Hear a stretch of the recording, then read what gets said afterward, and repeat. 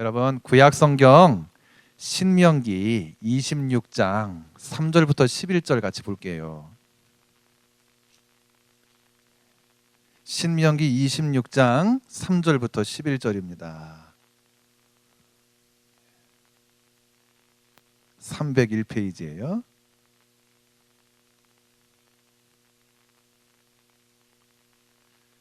(26장) 3절부터 11절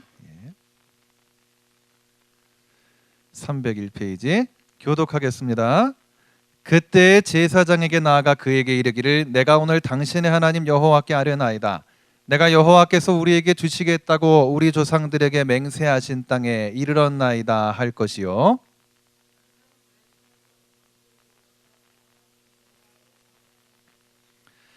너는 또 내 하나님 여호와 앞에 아뢰기를 내 조사장은 방랑하는 아람 사람으로서 애굽에 내려가 거기에서 소수로 거류하였더니 거기에서 크고 강하고 번성한 민족이 되었는데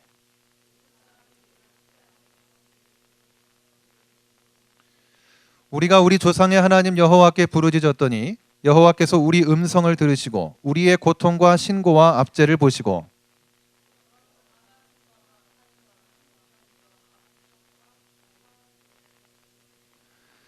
이곳으로 인도하사 이 땅 곧 젖과 꿀이 흐르는 땅을 주셨나이다.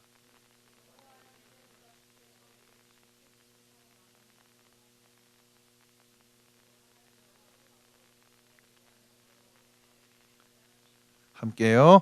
내 하나님 여호와께서 너와 네 집에 주신 모든 복으로 말미암아 너는 레위인과 너희 가운데 거류하는 객과 함께 즐거워할지니라. 아멘. 한 번 더 볼게요. 신약성경 갈라디아서 6장 6절부터 10절입니다. 신약 308쪽입니다. 갈라디아서 6장 6절부터 10절입니다.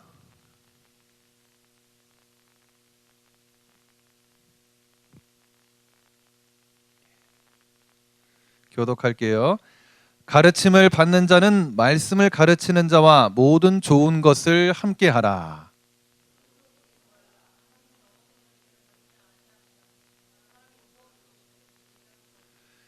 자기의 육체를 위하여 심는 자는 육체로부터 썩어질 것을 거두고 성령을 위하여 심는 자는 성령으로부터 영생을 거두리라.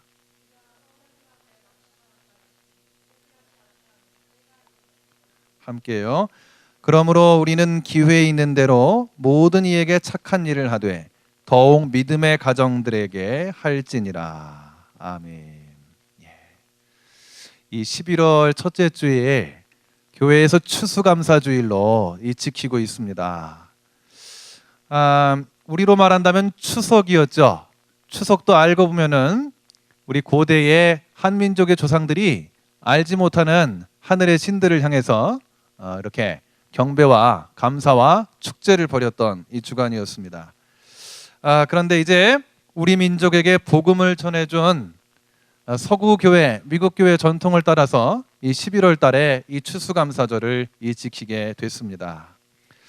여러분, 이 추수감사라는 말을 떠올리게 되면은 인생농사다라는 말도 혹 여러분 떠올릴 수 있을 겁니다. 우리의 삶을 농사에 비유하게 되는 경우들 많이 있죠.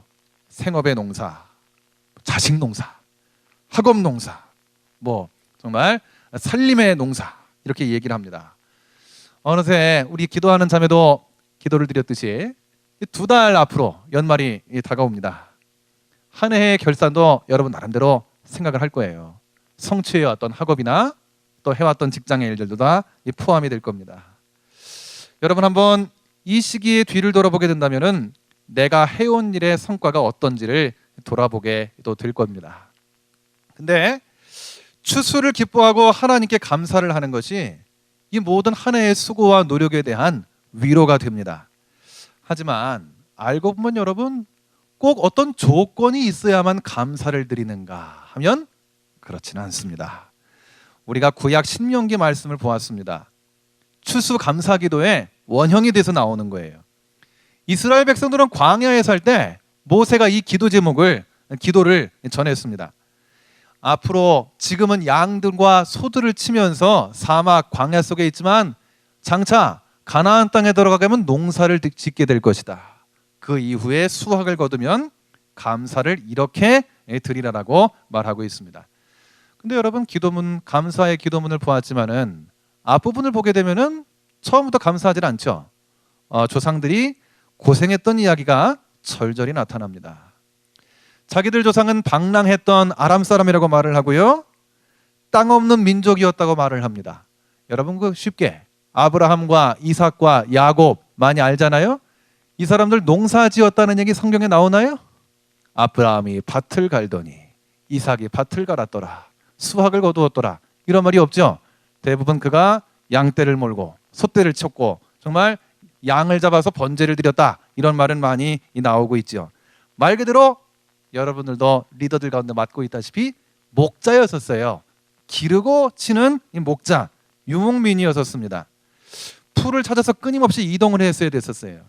근데 6절 보게 되면은 애굽 사람이 중노동을 시켰다라고 했죠. 노예살이를 했다는 겁니다.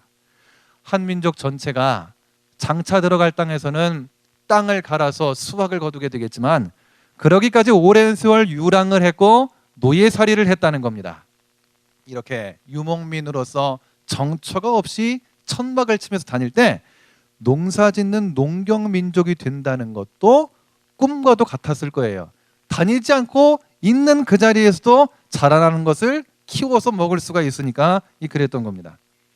이들이 하나님 약속하신 땅에 들어가서 첫 농사, 첫 추수를 하게 되면 이제 바로 하나님이 자기들을 인도해 오셨고 햇빛과 비를 내려주셔서 이 결실을 거두게 됐다는 것을 믿고 감사드리자는 말씀이 오늘 기도 시의 내용입니다.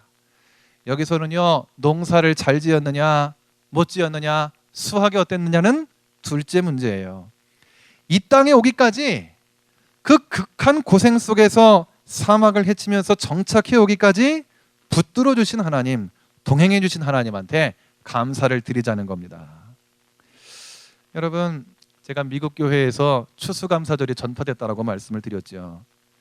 고생 끝에 겪은 추수와 감사라는 면에서 이 미국 사람들하고 신명기 말씀 이스라엘 민족과 감사 비슷한 면은 있습니다. 여러분, 저 영국에서 성공회, 국교회에 들지 않고 성경 중심의 신앙을 찾았었던 이 사람들, 청교도들이 아메리카 대륙까지 건너왔습니다. 메이플라워호를 타고 왔죠. 첫 농사를 짓고 소출에 감사를 하고 기도합니다. 단 그 소출이란 풍작은 어땠을까요? 뭔가 여러분 결과가 좋아서 감사했을 것 같아요? 어땠을 것 같습니까? 신앙의 자유를 찾아서 아메리카 대륙으로 와가지고 이제 막 감격의 교회에서 농사를 지었습니다. 첫 추수할 시기가 됐어요. 결과가 어땠을까요? 아메리카 땅이 호락호락한 땅이 아니었다는 겁니다. 결코 기름진 땅이 아니었어요. 특별히 이방인 손님들한테 더더욱 그랬다는 겁니다. 옥수수 농사, 감사 농사를 지었습니다. 하지만 결과는 흉작이었습니다. 햇볕이 얼마나 따가웠는지, 미국도 여러분 중남부 같은 데 보면 굉장히 덥다라 그러잖아요. 뜨겁다 그러잖아요. 그런 데서 이제 씨앗들이 다 불에 탔습니다. 씨앗들이 그냥 메말라서 탔어요. 자루 속에 있다가. 풍토병도 돌았습니다. 그리고 원주민들이 정말 습격을 받을까 봐 노심초사한 가운데 있었습니다. 인간의 눈으로 본다면 뭔가 수확이 기다렸던 자리가 아니었다는 거예요. 하지만 그 처음에 결실을 놓고 감사의 예배를 이들이 드렸습니다. 작은 결실이라도 이들은 놓고 예배를 했고 감사를 했습니다. 그럴 수 있는 건 어디서 나왔는가? 바로 그것마저도 하나님이 주셨다라고 그들은 믿었기 때문인 거예요. 여러분, 우리 조상들이야말로 자연을 달래기 위해서 더 큰 축제를 벌였습니다. 추석이나 설날에 더욱 그랬었어요. 그래서 열광적으로 북을 치고 정말 꽹과리를 치고 음악을 연주하면서 춤을 추면서 실은 알지 못하는 천지신명을 향해서 그렇게 축제를 벌였습니다. 그럴 때 자연이 내년에 좋은 날씨를 줄 것이다 막연히 믿었습니다. 그러면 감사한다 믿었어요. 그런데 하나님 믿는 사람들의 추수감사는 달랐다는 것이죠. 여러분, 장 프랑스와 밀레가 그렸던 그림 기억나시죠? 종이 땡땡 치게 되면은 밭에서 손을 모으고 있는 두 부부의 모습이 거기 있습니다. 괭이와 괄키를 내려놓고 기도하는 장면이에요.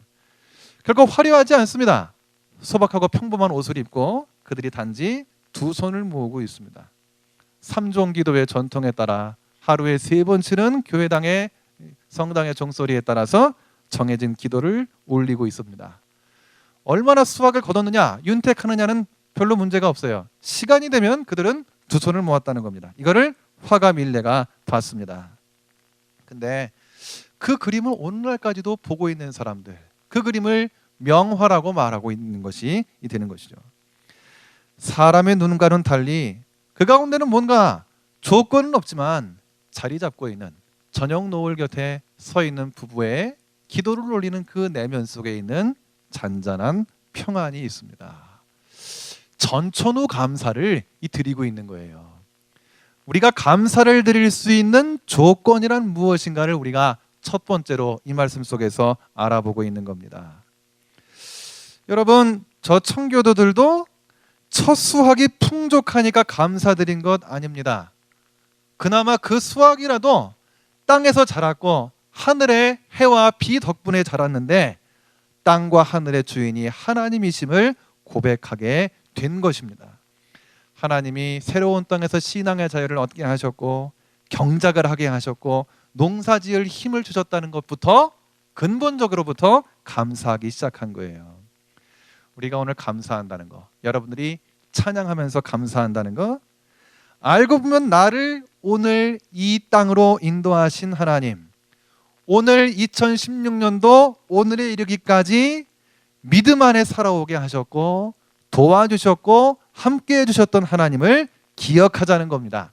그리고 하나님께 감사하고 찬양하는 것이죠. 알고 보면 정말 오늘은 건강한 몸으로 올 수 있었지만 우리가 제일 아팠을 때를 한번 기억해 보십시오. 두 다리로 서기 힘들었을 때를 한번 기억해 보자는 겁니다. 여러분, 원래 저는 병원에 그렇게 오래 입원을 해본 적이 없었어요. 한 30대 중반까지만 해도 정말 그랬습니다. 입원을 한다? 한편으론 며칠 동안 일 학업으로부터 떨어져서 좀 쉬는 건가 생각할 정도로 치료는 받아봤지만 입원은 안 해봤는데, 그랬던 제가 6년 전에 처음으로 전신마취 수술을 받게 됐었습니다. 사흘 동안 하루에 한 번씩 받았어요. 3번을 받게 됐었습니다. 뭔 일이 있었느냐? 제가 좀 머리를 잘 부딪히는 편이었거든요. 쿵쿵쿵 그랬어요. 그러려니 했는데 아니 머리가 부딪히게 되면 이 안에서 피가 난대요. 근데 웬만한 사람들은 그 피가 굳는데 두개골하고 뇌 사이에 피가 고인 채 마르질 않다는 거예요. 그리고 그 피가 가득 차가지고 뇌를 누르게 됐었던 일이 있었어요. 알고 봤더니 그랬던 거예요. 잠이 사정없이 오면서 늘어지면서 눈을 붙였다가 뜨게 되면 몇 시간이 그냥 지나가 있어요. 일요일이 주일이 되는데도 너무 피곤해서 식구들은 교회 갔는데 저 혼자 이렇게 누워 있다가 눈을 떠보니까 예배 시간이 이미 지났던 때가 있었습니다. 그러다가 당시 제가 다녔던 교회 목사님과 성도님들이 저를 도와줘가지고 병원으로 바로 데려갔었습니다. 응급실도 막 가게 되고 오늘 날짜도 물어보고 뭣도 물어봤는데 제가 막 틀리더래요. 지금도 생각하면 필름이 좀 끊겼다가 되살아나는 것 같습니다. 그러다가 이제 수술을 하게 됐었던 거예요. 이제 절개도 하고 피를 막 뽑아냈다라고 막 그러는 거예요. 2번 동안 받을 동안에는 제가 별로 기억이 별로 없어요. 의식이 없어요. 그냥 자는 듯이 피곤하고 찌뿌두두한 가운데서 수술한다 그래가지고 알겠다 그랬는데 2번쯤 받고 나니까 이제 의식이 또렷해졌어요. 피가 많이 빠져 있으니까. 3번째 사흘째가 되니까 또 의사가 들어오더니 당신 수술을 해야 된다는 거예요. 뒤통수 쪽으로 머릿속에서 피가 계속 새고 있다라는 거예요. 무슨 소리냐고. 근데 이게 정신이 또렷해지니까 긴장이 되기 시작하는 거예요. 아무리 똑같은 수술이라도 간단하게 혈액을 뽑아내는 거거든요. 고인 거를 3차라니. 그래서 여러분 그전에도 물론 비몽사몽간에 서약서에다가 서명을 하긴 했어요. 근데 이런 또렷한 가운데에서 저를 수술실로 데리고 가더니 어두컴컴한 수술실 입구에서 수술의 결과에 대해서 의료진은 책임이 없다. 이거를 이제 사인을 하라는 거예요. 이거 꼭 해야 되냐고. 안 하면 수술이 안 된다는 거예요. 근데 갑자기 옆에 마취 마스크가 막 이제 김이 모락모락 나는 거예요. 여러분 혹시 받아본 적 있나요? 나르코제라고 하는 그 기체를 들이마시면은 냄새도 맛도 없는데 그냥 잠드는 거예요. 이게 막 김이 모락모락 났습니다. 두근두근 하면서 생각을 했어요. 저 마취 마스크를 쓰면 곧 잠들겠지. 무슨 수술을 해도 나는 자고 있다가 깰 텐데 깨게 되면 나는 어디 있을까? 이 생각이 딱 드는 거예요. 눈을 딱 떴는데 병실 천장이 보이게 되면 수술이 잘 끝난 거예요. 근데 갑자기 눈을 딱 떴는데 예수님 얼굴이 보인다면, 꿈에 그리던 주님의 얼굴이 보인다면 저는 이 천국에 와 있는 거겠죠? 예. 그 자체는 좋은데 이제 남아있을 처자측이 걱정되는 거예요. 집사람하고 얘기 들으면 어떻게 되나. 근데 이제 또 하나, 눈을 떴는데 어두컴컴하게 사방에서 막 불길이 막 치솟아 오르고 막 그냥 삼지창을 든 뭔가가 막 나타난다. 야, 지옥의 사자. 근데 그 문제만큼은 그래도 내가 아무리 그래도 예수님 십자가에서 정리가 됐음을 믿고 사탄아 물러가 하면서 이제 수술대로 그냥 가게 됐습니다. 가족들을 지켜주세요. 절 위해 지켜주세요. 기도해주는 분들을 지켜주세요 하면서 마취를 받았습니다. 눈을 떴어요. 다행히 천장이 막 움직이고 있더라고요. 이제 침대에 실린 채 막 이제 제가 돌아가고 있었던 거였어요. 그러니까 여러분 이 자리에 와 있죠, 그렇죠?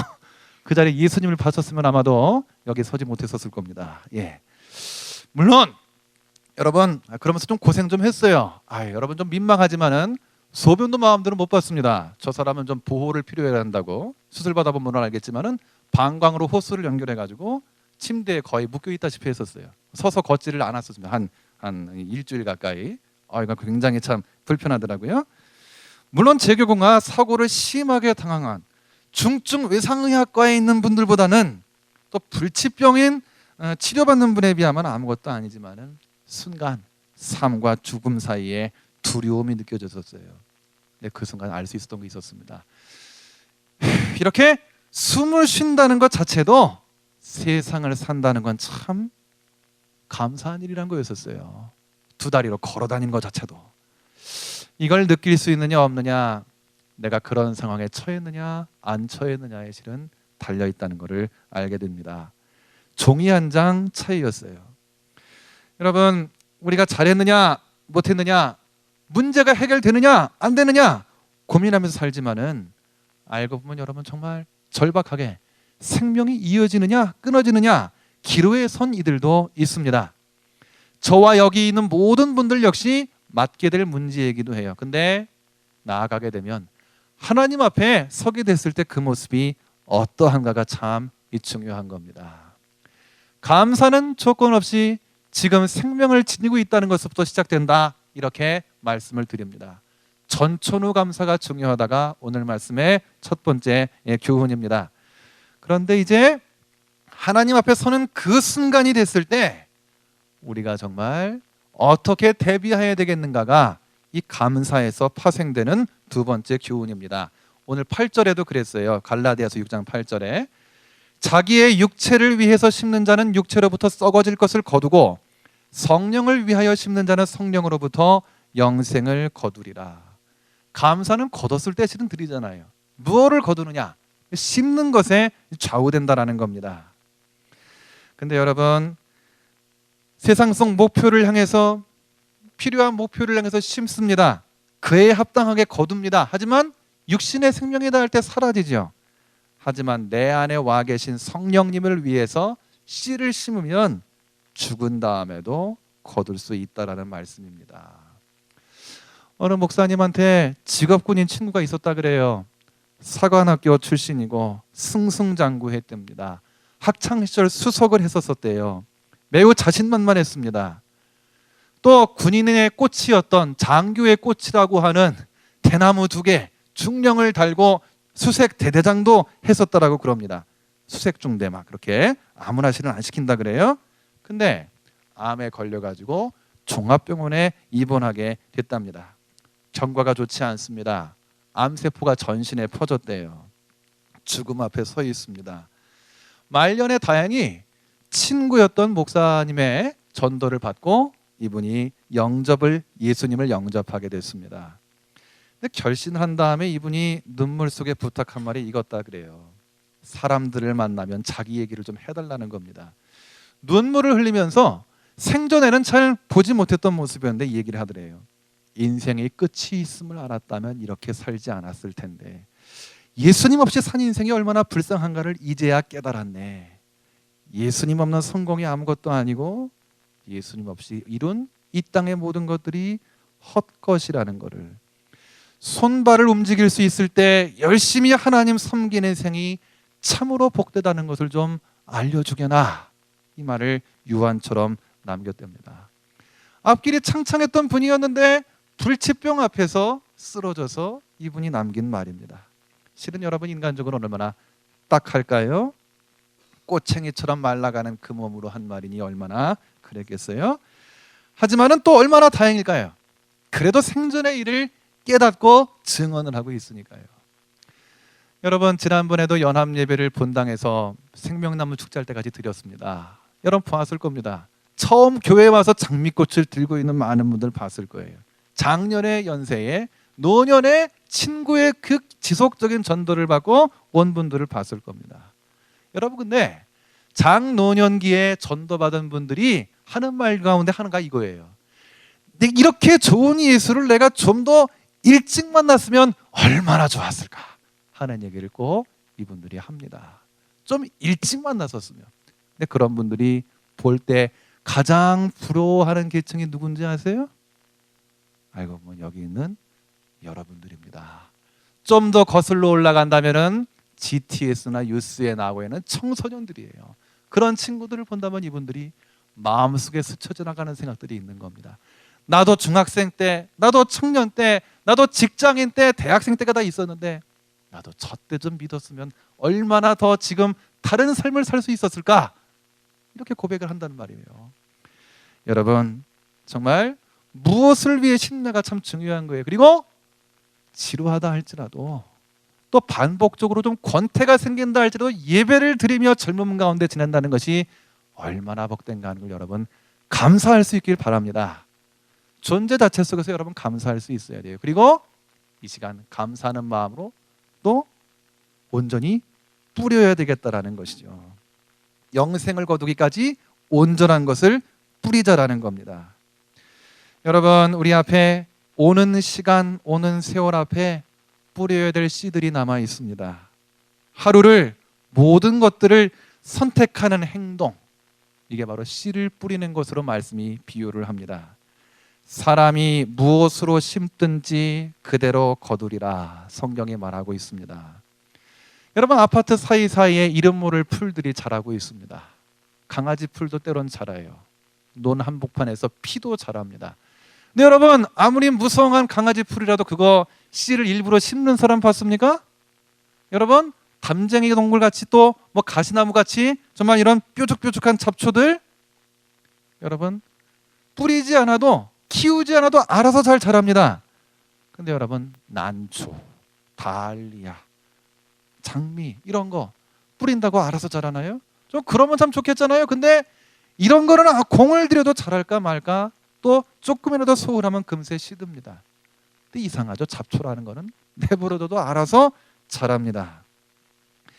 여러분, 꽃을 피우기까지, 열매를 하나 맺기까지 농부가 허리를 굽히며 땀을 흘려야 됩니다. 재배하는 사람들이, 그 식물의 주인 되는 사람들은 허리를 굽혀야 되고 약을 뿌려줘야 되고 잡초를 뽑아줘야 됩니다. 인생 속에 많은 씨앗들을 뿌리는 것도, 성령의 씨앗을 뿌리는 것도 역시 이와 같은 거예요. 여러분, 정말 주님 안에 하나하나 쌓아 올라가는 건 정말 얼마나 오래 걸리고 얼마나 어려워요. 근데 무너지는 건 참 쉬운 거죠. 하나님의 성전에 거하는 씨앗을 심기란 쉽지 않습니다. 교회에서 교역자, 올해 교우들한테 예배 참석을 많이 독려하죠. 제발 참석하자고, 기도회로 모이자고 말을 합니다. 반복되면 듣기 싫어질 수가 있습니다. 그럼에도 불구하고 권면하게 되는 건, 임원단들이 여러분을 신앙을 위해 권면하는 건 성도, 우리 청년 여러분으로 하여금 씨를 뿌리게끔 하기 위함인 거예요. 후회하지 않는 걸 거두는 씨를 뿌리자라는 것이죠. 여러분, 참 어려울수록 오늘 9절 말씀을 꼭 기억하십시오. 같이 한번 9절을 읽어봅시다. 9절이요. 갈라디아서 6장 9절이요. 시작. 우리가 선을 행함에 낙심하지 말지 포기하지 아니하면 때가 이름에 거두리라. 영적인 추수를, 영생을 거두는 추수를 하기까지 오늘도 내일도 고된 씨를 뿌려야 됩니다. 하지만 낙심하지 말자라는 거예요. 때가 이르면 거둘 것이기 때문입니다. 삶을 주신 하나님 앞에 오늘도 나는 감사하지만 동시에 내일을 바라보면서 또한 씨를 뿌리는 겁니다. 따지고 보면 여러분, 추수감사절은 풍작을 이뤘기 때문에 믿음의 선조가 감사한 게 아닙니다. 곳간마다 차고 넘쳐서 감사한 것이 아니었어요. 청교들만 그런 것이 아니죠. 우리나라의 모든 믿음의 선조들 역시도 그랬습니다. 존재 자체 속에서 하나님이 함께 하시는 순간 속에서 감사드릴 수 있는 겁니다. 그리고 그 감사 속에서 내일을 주 안에 바라보면서 믿음의 씨앗을 뿌리는 겁니다. 더 큰, 더 깊은 감사를 장래 드리기 위해서라도 오늘 영원의 씨앗을, 성령의 씨앗을 뿌리는 것입니다. 아무쪼록 사랑하는 여러분, 여러분의 삶, 젊음, 존재 속에서부터 감사하시기 바랍니다. 그리고 또한 여러분, 후회하지 않는 미래를 향해, 성령 안에서 거둘 미래를 향해 오늘도 믿음의 씨앗을 뿌리며 나아가기를 간절히 기원합니다.